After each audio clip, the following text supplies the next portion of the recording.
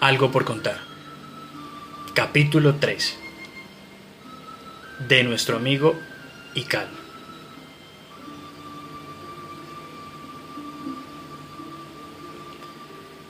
Efectivamente, no entendía nada de lo que ella me decía, pues su manera de hablar era un poco distinta a la mía. Solo las señas lograron permitirme entender que quería que me recostara en una yacira, como así llamaban ellos a lo que nosotros conocemos como hamaca, que tenía preparada en su casa o choza. Sarabanda era una joven hija de indígenas nativos de Cunam. Había sido abandonada a causa de rebelión por parte de sus padres hacia la tribu. Desde ese entonces era el cacique Farías su mentor y quien le apoyaba y protegía en el desarrollo de su vida. Había sido apartada de la tribu por unos años, ya que el cacique buscaba su protección. Además la creía una mujer muy pura y de nadie merecerla. Ella obviamente le debía mucho respeto, cariño y admiración a su mentor, y trabajaba plenamente a su servicio, como sirviente, claro está, mas no como su mujer. Ya en la noche, al despertar, me incorporé del sitio en el que me encontraba dormido, y al salir, empecé a ver mucha gente de la tribu cantando y danzando alrededor de varias fogatas. Pareciese que había una fogata por cada choza o familia. Cada uno tenía su propio calor. Empecé a caminar en medio de la gente, tratando de buscar al cacique Paruma, para que pudiera explicarme de una vez por todas qué era todo lo que pasaba en ese lugar. Finalmente, después de tanto buscarle, le pude encontrar en medio de un grupo de ancianos, en una meditación bastante extraña, a la que no le di mucha importancia, pues estaba aterrado de todo ese lugar. Él, al observarme, solo sonreía y me decía, ¿acaso no era algo nuevo lo que quería vivir? Yo pensaba en muchas cosas nuevas, pero esto se escapaba de mi imaginación. Estar en medio de la selva, con gente tan extraña, tan ajena a mí, era algo que me aterraba, hasta que una voz angelical interrumpió nuestra conversación. Era ella, mi bella Sarabanda, la hermosa mujer que jamás hubiera podido conocer. Descubrí que difícilmente hablábamos el mismo idioma. Tenía un dialecto algo complicado. El cacique me indicó que era una fusión entre el idioma portugués y la lengua nativa americana de los Cunam, una tribu primitiva que había sido destruida por fuertes enfrentamientos en el pasado. Ella trataba de guiarnos hacia el lugar que sería nuestro descanso mientras durara la estadía en ese lugar. Y como se adivinara que estaba sediento y muerto de hambre, me ofreció un plato de comida dispuesto, el cual no dudé en aceptar, puesto que estaba casi todo el día sin comer. Mientras yo comía, ella me observaba fijamente, me sonreía, y yo jamás me opuse a esa manera tan sutil de seducción, pues verdaderamente estaba atónito ante tanta belleza.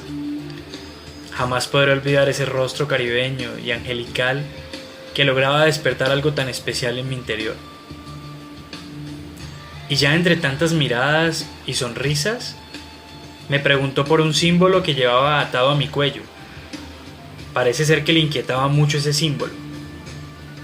Yo trataba de explicarle que era algo muy especial para mí, que lo había encontrado en el mar, en una de las tantas tardes que aprovechaba el descanso para nadar un poco.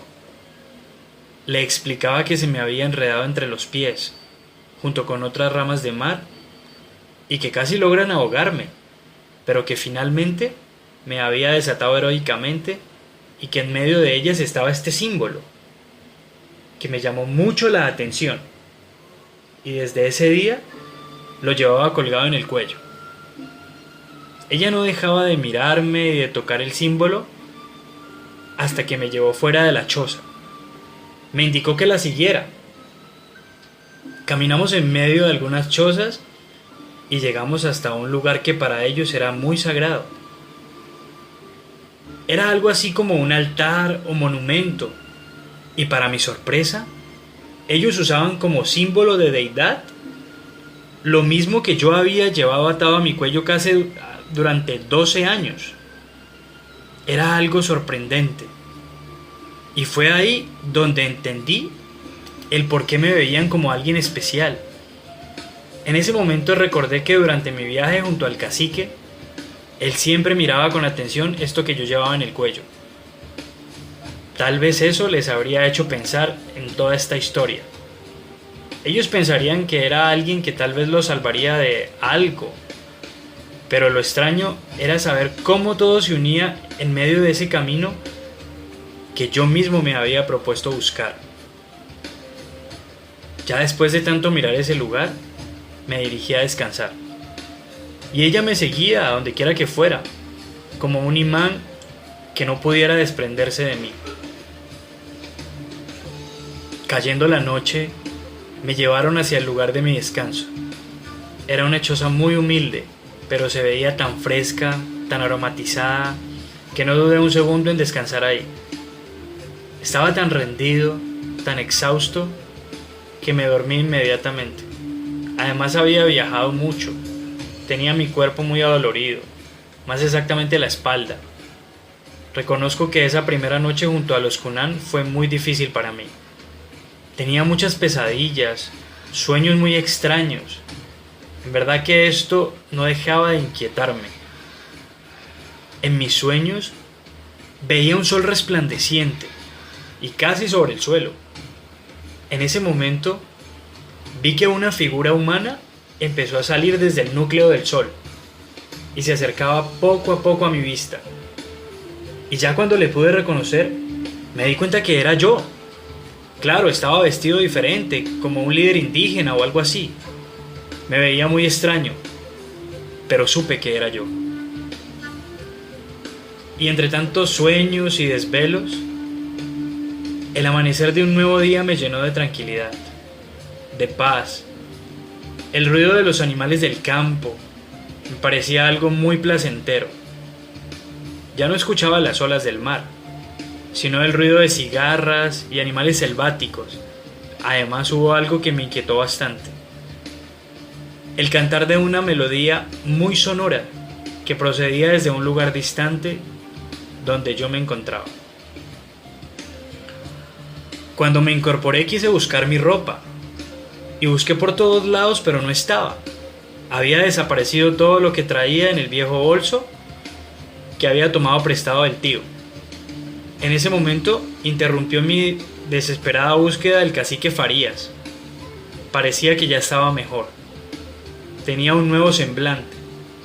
Yo lo notaba cansado, como cuando lo vi por primera vez, pero ya estaba un poco mejor. Puso en mis manos una vestimenta un poco extraña. Era una túnica en una tela muy especial con muchos bordados y tejidos. Yo le pregunté por mis ropas. No quería usar eso, pero me pidió que por respeto a todas esas personas que estaban afuera esperándome, tenía que hacerlo. Y ustedes entenderán que al verme casi desnudo, no tuve más opción que acceder y vestirme como uno de ellos. Ya al salir, logré observar al cacique Paruma rodeado de mucha gente, y como si pensara que era lo más familiar que tenía en ese lugar hasta el momento, me dirigí hasta él. Él era el encargado de atender a muchos enfermos, y llegaban realmente personas muy enfermas, con pústulas causadas muy seguramente a causa de insectos que habían en ese lugar, sarna y heridas provocadas por el rigor del trabajo diario. Lo observé por varios minutos. Me causaba mucha admiración ver su gran interés en ayudar a esas personas, hasta que interrumpió mi meditación con una gran exclamación: ¿acaso no me vas a dar una mano? Le dije que no sabía nada de medicina, pero sonrió y solo me dijo que me acercara, que él me diría lo que tendría que hacer. Recuerdo que ese día llegó una pequeña, de tez robusta. Su cabello era corto, piel trigueña, pómulos rosados pero muy gorditos, un poco salpicada por el punzón de muchos animales. Estaba llorando a causa de un dolor en su vientre. Lloraba desesperada. Se llamaba Apolonia. Yo en ese momento la tomé en mis brazos y lo que hacía era palparle su estómago para ver si tenía algo extraño. Aunque la verdad, así hubiera tenido algo en su estómago, jamás habría sabido qué hacer. Mis conocimientos médicos no sobrepasaban a los juramentos de mamá Giona, y además eran burdos y basados en creencias, nada científico. Así que solo le acaricié y le pregunté a Paruma qué podía hacer. Él, muy preocupado de todas las personas, me decía que le frotara su estómago y que le sonriera, que eso bastaría. Y yo pensaba, eso es algo tonto. No se va a curar porque yo haga eso. Y como no tenía nada más que hacer, procedí a seguir las vastas indicaciones de Paruma. Y para mi sorpresa, Apolonia fue cambiando la expresión de su rostro. Se tornaba más calmada, dejó de llorar y con una expresión de descanso me acarició la mano. ¿En verdad se había curado? Todos me miraban asombrados, mientras el cacique me decía que ese sería mi trabajo, que todo radicaba en la energía que desprendía mi cuerpo, que eso los curaría. Yo por supuesto no le creí ni una sola palabra, pero jamás olvidaré la expresión de gratitud que esa pequeña me regaló esa mañana tan especial. Inmediatamente Paruma me decía que por lo general los niños de esa región sufren males en el estómago a causa de las diferentes cosas que consumen, pero que un buen masaje estomacal puede calmar un poco esos dolores producidos por parásitos o infecciones. Así estuvimos la mayor parte del día atendiendo a muchos personajes con sus diversos males. Yo observaba y trataba de aprender. En verdad él necesitaba ayuda y me preguntaba cómo lo pudo hacer solo durante muchos años. Pero reconozco que era una experiencia maravillosa. Ver el rostro de alegría, tranquilidad y agradecimiento por parte de aquellos seres que se aliviaban al seguir las instrucciones de Paruma, ese tal vez era el mejor pago a todo ese gran esfuerzo. Ese día pude comprender la inmensidad de sentimientos que pasan por el corazón y la mente de un médico, pues intentar hacer algo para ayudar a otro es muy placentero. Ya casi eran las 5 de la tarde. Yo no podía quejarme, pues la atención era muy especial. Todos me miraban fijamente, eso lo reconozco. En un principio me incomodaba, porque sentía que me miraban como algo extraño en medio de ellos. Pero poco a poco entendí que sus miradas eran de admiración, consuelo y una gran esperanza albergada por ellos desde hace muchos años, y que supuestamente se cumplía con el propósito de mi llegada. En ese momento escuchamos muchos gritos. Se acercaban a la aldea varias personas y traían a un joven en brazos. Estaba un poco lesionado. Parece ser que se había astillado el pie a causa de una caída. Tenía toda su ropa salpicada de sangre y parecía estar muy mal, pues su rostro era bastante pálido. Tenía unas manchas muy desagradables en la cara. Llegué a pensar que tal vez un animal le hubiera atacado, pero su compañero pudo despejarnos toda duda al relatarnos la causa del accidente de su amigo. Como solían hacerlo todos los días, salieron a realizar su labor matutina y empezaron a escuchar un sonido extraño mientras caminaban. Y Cal, que así se llamaba su amigo que simboliza espíritu, sintió demasiada curiosidad al escuchar el ruido que cada vez se agudizaba más. Tlayolot, que significa corazón de la tierra, había escuchado ese ruido en muchas ocasiones, pero era muy temeroso. Sabía que era algo extraño y que debía quedarse así como algo extraño sin descubrir. mas para Ikal esto significaba tal vez una nueva aventura. Él vivía con su madre Shona, que significa luna, pues su padre había muerto ya hace varios años en el campo, y era responsable de cada una de las labores de su hogar, pues aún estaba muy joven para salir de la tribu. Así que cada vez que salía, se imaginaba que iría a descubrir grandes cosas. Era un joven muy soñador, lleno de muchos mitos, historias y creencias que su abuelo le compartía cada vez que le visitaba. Así que tenía un espíritu aventurero, con ganas de descubrir el mundo y saber qué le traería para él el mañana. Así que decidió seguir su instinto, pues le causaba mucha curiosidad lo que escuchaba.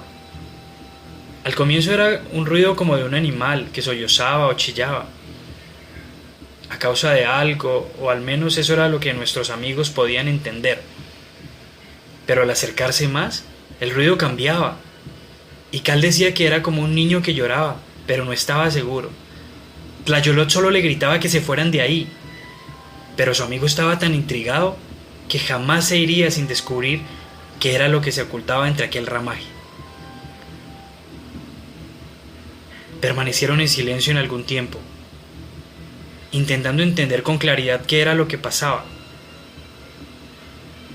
Transcurridos unos cuantos segundos, algo se movió entre las ramas del bambú. Tlayolot salió corriendo al ver el reflejo de algo muy extraño que no podía reconocer. Él empezó a correr pensando que su amigo le seguía, hasta que se detuvo junto a un arroyo. Ya se había alejado un poco de aquel lugar, y cuál fue su sorpresa al mirar hacia atrás y saber que su amigo no le había seguido. Llegaba hasta ese punto la curiosidad de Ikal, perder el temor. Empezó a llamarle con tal fuerza que pensó que se quedaría sin voz. Estaba muy asustado, no podía entender lo que pasaba. Por un momento, todo se quedó en silencio.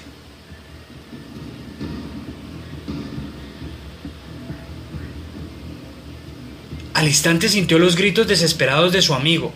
Le pedía auxilio, y lo hacía con tal desespero que él no dudó un momento en regresar a ese horroroso lugar. Era su amigo, su hermano del alma, con quien había compartido muchas aventuras, y que ahora necesitaba de su ayuda. Tlayolot sin más dilación corrió a su ayuda, pero su impresión fue muy grande al encontrarle casi destrozado, su pierna hecha casi pedazos, su cabello alborotado y su rostro tan blanco como la luna. No le podía reconocer. Y Cal solo balbuceaba cosas que no se entendían. Miraba hacia el fondo del estanque y quería correr. Su amigo lo alzó en sus hombros y rápidamente le llevó hasta donde nos encontrábamos. Eran tantos los gritos y el desespero de los demás que difícilmente Paruma logró atender tal incidente.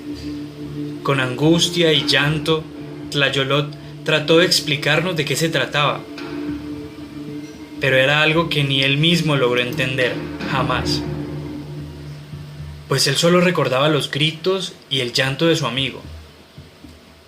Por unos instantes, Ikal tenía algo de lucidez y se lamentaba por el gran dolor en su pierna, pero un tiempo después, algo muy extraño empezó a sucederle. Decía cosas sin sentido. Miraba todo de manera extraña. Era como si algo se hubiese apoderado de él. Sus ojos brillaban tanto, estaban tan rojos como el carmesí. Las facciones de su rostro no eran las mismas del Ikal de días atrás. Rápidamente pudimos atenderle la herida de su pierna. Efectivamente, algo muy fuerte había fracturado de manera atroz su pierna derecha. Tenía chuzos alrededor de su abdomen, que ya se tornaba de color muy extraño. Yo le preguntaba a Paruma sobre lo que se podía tratar. Él solo observaba y pensaba. Poco tiempo después, con una voz bastante golpeada por el terror, me decía que algo muy fuerte le había acontecido a este joven, que era mejor dejarle allí. Y Cal estaba un poco oído, ya no coordinaba lo que decía. Además no lográbamos entender. Su voz era agresiva. Por momentos gritaba tan fuerte que ya era insoportable para nosotros en la aldea. Y fue necesario atarle de pies y manos completamente. Hubo algo muy extraño que logré observar. Yo no dejaba de preocuparme por él. Trataba de darle agua, pues sudaba demasiado. Deduje que tendría algo de sed, y mi preocupación era razonable, pues no era normal el comportamiento de nuestro amigo Ikal. Al momento, todos tomaron una actitud distante, despreocupada. Pareciese que sabían lo que le pasaba, y peor aún, sus miradas eran tan frías que me decían que tal vez ya no habría nada que hacer por él. Yo de manera ingenua seguía insistiendo en que debíamos llevarlo a algún lugar donde le pudieran atender. Ya al caer la noche, todos empezaron a abandonar el lugar de reunión donde teníamos al joven Ikal. Solo quedábamos Paruma, Tlayolot, Shona, madre de Ikal, y yo. Era tan inentendible ese momento. Nosotros cuatro ahí, parados frente a un cuerpo que parecía inerte, y aún más, verlos a ellos como resignados a la pérdida de nuestro amigo. Efectivamente, poco a poco su semblante cambió. Estaba demacrado, la pupila demasiado dilatada, su cuerpo frío e inerte. Al instante, ya a eso de las 11 de la noche, el cacique Paruma me dijo que me fuera a descansar, que no era bueno que me quedara, pues venían cosas muy difíciles para el joven. Yo no entendía nada de lo que me decía. Supuse que se trataba de otra más de sus creencias y fábulas humanas. Pero realmente, lamento no haber escuchado ese día al cacique. En verdad que mi vida habría sido muy distinta. Ya casi terminando la noche, empezando la madrugada, Shona se despidió de su pequeño. Le abrazó tan fuerte que pensé que le ahogaría. Su llanto y su dolor eran irremediables. Su rostro reflejaba la más profunda expresión que pude contemplar en un ser humano. Al instante, abandonó el lugar y se perdió entre la selva de aquel extenso bosque. Seguidamente Tlayolot suspiró y tomó la mano de su amigo. Pude ver que puso en la palma de su mano una piedra un poco extraña. No quise mirar mucho por respeto a aquel momento. Al instante él me miró y con voz de angustia me pidió que me marchase pronto, que por nada del mundo me fuera a quedar en ese lugar. Yo le pregunté de qué se trataba, qué iba a pasar con Ikal, quién le atendería si despertaba. Él solo pudo decirme que ya era tarde. Al poco rato quedamos solos él y yo. Y en medio de esa aldea se veía a lo lejos el humo que subía al firmamento de algunas fogatas ya apagadas por la brisa. Hacía demasiado frío y el viento soplaba con tanta fuerza que logró perturbarme y atemorizarme. Era como si algo muy extraño se acercase. Ante las advertencias que minutos atrás me habían hecho estas personas, pero con gran incertidumbre, empecé a apartarme de aquel lugar para dirigirme a mi aposento. Ya me había alejado demasiado, pero pensaba en lo que le sucedería a aquel joven. Así que decidí regresar para ayudarle. No era capaz de irme y dejarle en esas circunstancias. De verdad que hubiese sido mejor no regresar. Cuando ya me acercaba al lugar donde Ikal estaba, algo me paralizó el cuerpo. No podía creer lo que veía.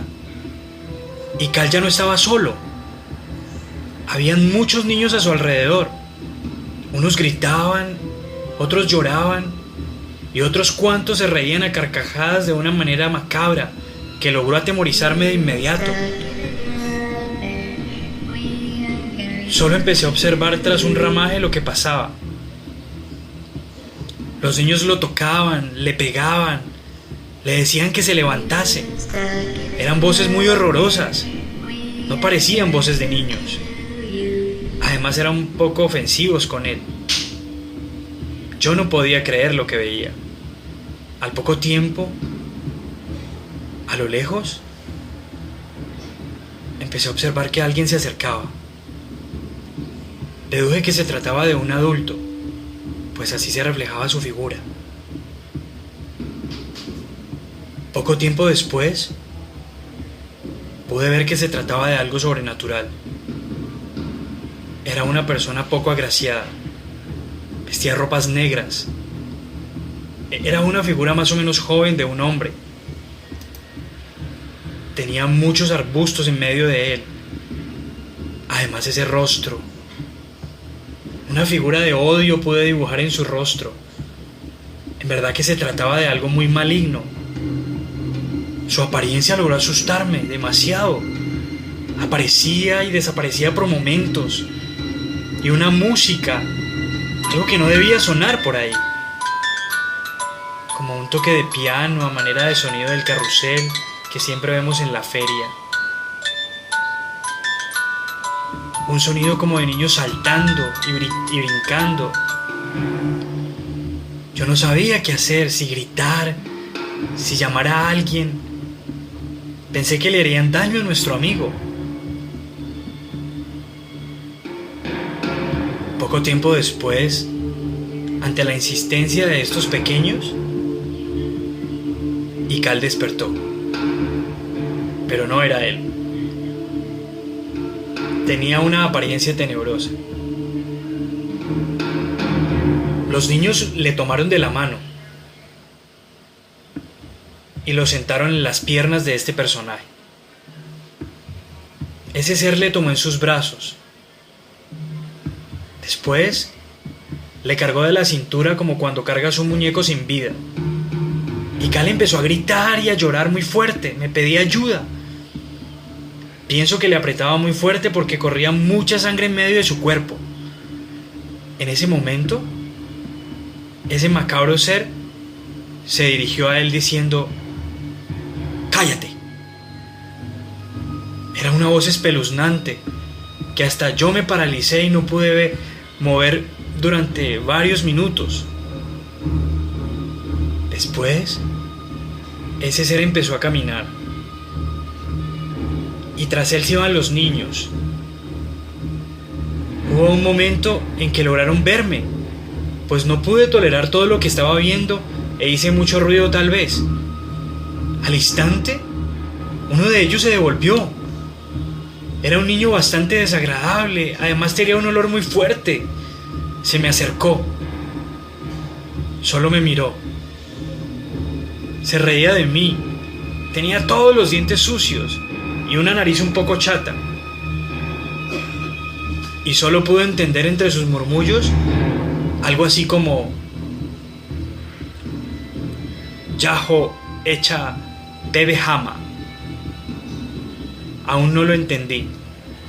Estaba tan asustado, pero se me grabó en la memoria. Más tarde, supe lo que significaba. Hasta que nos veamos pronto. Al instante, todos ellos desaparecieron. Y cuando digo todos, incluye también a nuestro amigo Ical. Ya no estaba. Solo se sentía un olor bastante fuerte. No pude acercarme del temor. Solo logré sentarme y lo único que aún recuerdo